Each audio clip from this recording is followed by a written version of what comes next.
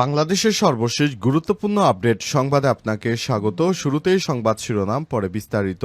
প্রথমে জানাবো, সচিবালয়ে আজও কর্মচারী কর্মকর্তাদের বিক্ষোভ। সচিবালয়ে আজ কিছু সময় বিক্ষোভ করেছেন কর্মচারীদের একাংশ। আজ বেলা 11টার দিকে তারা সচিবালয়ে 6 নম্বর ভবনের সামনে জড়ো হয়ে সমাবেশ করেন। এ সময় তারা নতুন অধ্যাদেশ বাতিলের দাবিতে স্লোগান করেন। অনাকাঙ্ক্ষিত ঘটনা এড়াতে আইনশৃঙ্খলা বাহিনী সেখানে নিরাপত্তা জোরদার করেছে। কর্মকর্তা কর্মচারীরা নির্বিঘ্নে প্রবেশ করছে, তবে দর্শনার্থীদের প্রবেশে বিধিনিষেধ আরোপ করছে স্বরাষ্ট্র মন্ত্রণালয়। এর আগে সরকারি চাকরি সংশোধন অধ্যাদেশ প্রত্যাহারের দাবিতে সচিবালয়ে টানা 4 দিনের বিক্ষোভ করেন কর্মকর্তা কর্মচারীদের একাংশ।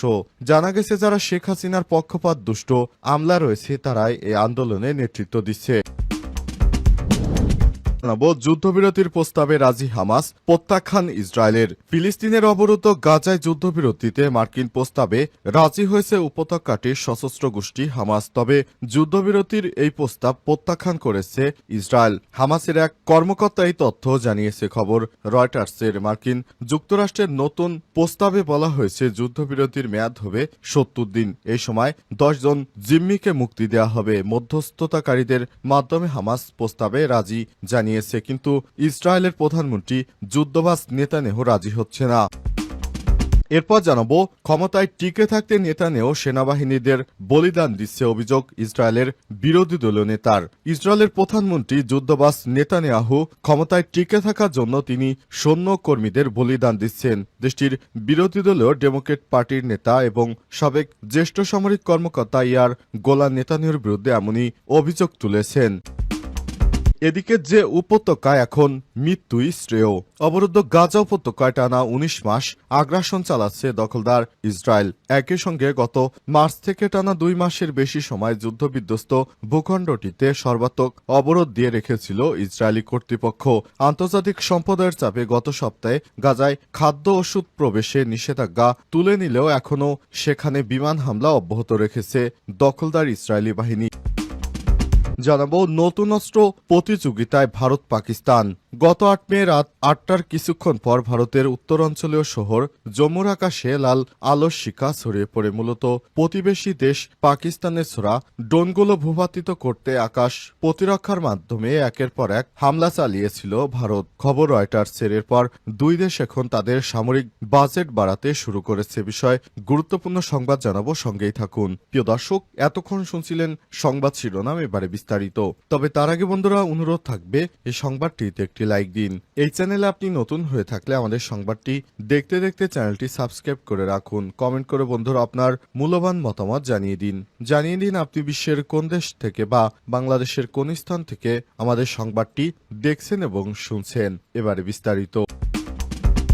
যুদ্ধবিরতির প্রস্তাবে রাজি হামাস, প্রত্যাখ্যান ইসরায়েলের। ফিলিস্তিনের অবরুদ্ধ গাজা ভূখণ্ডে যুদ্ধবিরতির মার্কিন প্রস্তাবে রাজি হয়েছে উপত্যকাটির সশস্ত্র গোষ্ঠী হামাস। তবে যুদ্ধবিরতির এই প্রস্তাব প্রত্যাখ্যান করেছে ইসরায়েল। আজ হামাসের এক কর্মকর্তা এই তথ্য নিশ্চিত করে খবর রয়টার্সের। মার্কিন যুক্তরাষ্ট্রের নতুন প্রস্তাবে বলা হয়েছে যুদ্ধবিরতির মেয়াদ হবে 70 দিন। এই ধরনের 10 জিম্মিকে মুক্তি দেওয়া হবে মধ্যস্থতাকারীদের মাধ্যমে। হামাস প্রস্তাবে সম্মতি জানিয়েছে। হামাসের সূত্র জানিয়েছে, প্রস্তাবিত যুদ্ধবিরতির প্রস্তাব রয়েছে 70 দিনের যুদ্ধবিরতির বদলে হামাস 2 ভাগে 10 জীবিত জিম্মিকে মুক্ত দেবে এবং দখলদার ইসরায়েলি সেনারা গাজা থেকে আংশিক সরে যাবে। অপরদিকে একই সময় ইসরায়েলি কারাগারে দীর্ঘদিন ধরে বন্দী থাকা অসংখ্য ফিলিস্তিনি মুক্তি পাবে। তবে এ বিষয়ে কোনো প্রতিক্রিয়া জানায়নি তেল আবিব। এদিকে কাতার ভিত্তিক সংবাদ মাধ্যম আল জাজিরার প্রতিবেদনে বলা হয়েছে, রয়টার্সের প্রতিবেদনে যে যুদ্ধবিরতি চুক্তির কথা বলা হয়েছে সেটি নেতানিয়াহু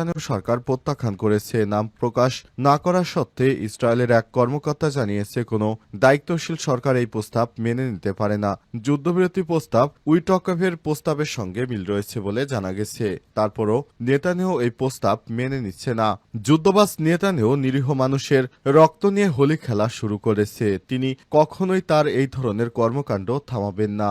দখলদার ইসরায়েলের প্রধানমন্ত্রী নেতানিয়াহু পৃথিবীর নিকৃষ্ট জালেম স্বৈরাচারী। তিনি সাধারণ মানুষকে তার হত্যার যে মিশন সেটি চালিয়ে যাচ্ছে।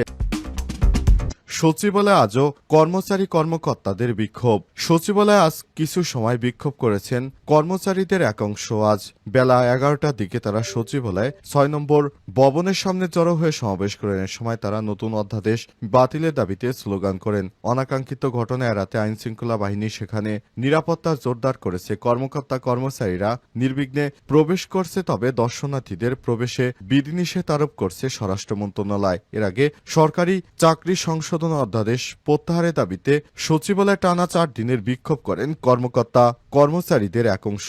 জানা গেছে, যারা শেখ হাসিনার পক্ষপাত দুষ্ট আমলা রয়েছে তারাই এই আন্দোলনে নেতৃত্ব দিচ্ছে। গতকাল সোমবার নিজ নিজ দাপ্তরিক কাজ রেখে বিক্ষোভে অংশ নিয়েছিল সচিবালয়ের সবগুলো গেট বন্ধ করে দেয় উচ্ছৃঙ্খল ও এই কর্মচারীরা। সরকারি ভিডিও ফুটেজ দেখে তাদের বিরুদ্ধে আইনগত ব্যবস্থা নেবে বলে জানিয়েছে একাধিক ঊর্ধ্বতন কর্মকর্তারা। তবে আজ সীমিত সময়ের জন্য কর্মচারীরা সমাবেশ করে। এরপর তারা অন্তর্বর্তীকালীন সরকার উপদেষ্টা পরিষদের বৈঠকে সরকারি চাকরি আইন 2018 সংশোধন করে সরকারি চাকরি সংশোধন অধ্যাদেশ 2025-এর খসড়া অনুমোদন দেওয়া হয়। আজ রাষ্ট্রপতি এই সংক্রান্ত প্রজ্ঞাপন জারি করেছে। নতুন এই অধ্যাদেশে সরকারি কর্মকর্তা কর্মচারীদের শৃঙ্খলা ও আইন মেনে দায়িত্ব পালনের বিধান করা হয়েছে। পাশাপাশি দলীয় রাজনৈতিক লেজুরবৃত্তি ও বিশৃঙ্খলা সৃষ্টির শাস্তির কথা বলা হয়েছে। সরকারের নতুন এই অধ্যাদেশে বিরুদ্ধে বিদ্রোহ করে বিক্ষোভ করে কিছু কর্মচারীরা, তবে অধিকাংশ কর্মকর্তা কর্মচারীরা তাদের এই আন্দোলনে বিরক্তি প্রকাশ করেছে। তাদেরকে অবশ্যই আইনের আওতায় আনতে হবে, কারণ তারা দীর্ঘ 17 বছর শেখ হাসিনার সময় বিক্ষোভ কর্মসূচি পালন করেনি। শেখ হাসিনা অবৈধ নির্বাচন দিয়ে ক্ষমতায় ছিলেন, কিন্তু তখন কেউ বিক্ষোভ করেনি। কিন্তু অন্তর্বর্তীকালীন সরকার যখনই সংস্কার করতে গেল সচিবরাই সর্বপ্রথম বাধা দিচ্ছে। তাদেরকে অবশ্যই বেঁধে পিঠমুড়া দিয়ে বেঁধে তারপর তাদেরকে কঠোর শাস্তি নিশ্চিত করতে হবে। তা না হলে এই বিকৃত মানসিকতার আমলারা দেশটাকে ধ্বংস করে ফেলবে। বিরোধী দলীয় নেতার অভিযোগ, ক্ষমতায় টিকে থাকতে নেতানিয়াহু সেনাদের বলিদান দিচ্ছেন।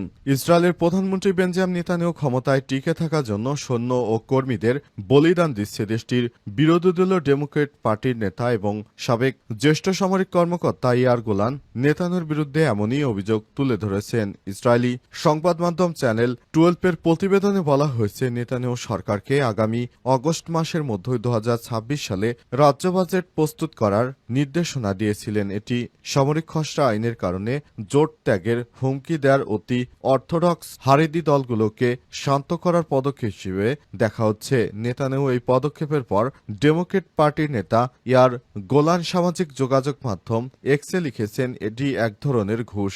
সৈন্য এবং রিজার্ভিস্টদের জায়গায় পাঠানো হলেও নেতানিয়াহু তাদের করের টাকা লুট করেছে এবং তা দিয়ে পালিয়ে যাওয়া অর্থোডক্সগুলোকে ঘুষ দিচ্ছে। নেতানিয়াহুর বিরুদ্ধে দুর্নীতির অভিযোগ এনে তিনি আরও লিখেছেন, নেতানিয়াহু একজন পরিত্যক্ত, দুর্নীতিগ্রস্ত এবং ব্যর্থ প্রধানমন্ত্রী, যিনি কেবল তার ক্ষমতা ধরে রাখার জন্য তার কর্মীদের বলিদান দিচ্ছেন। গোলান নেতানিয়াহুর স্থলস্ববিক্ত হওয়ার প্রতিশ্রুতি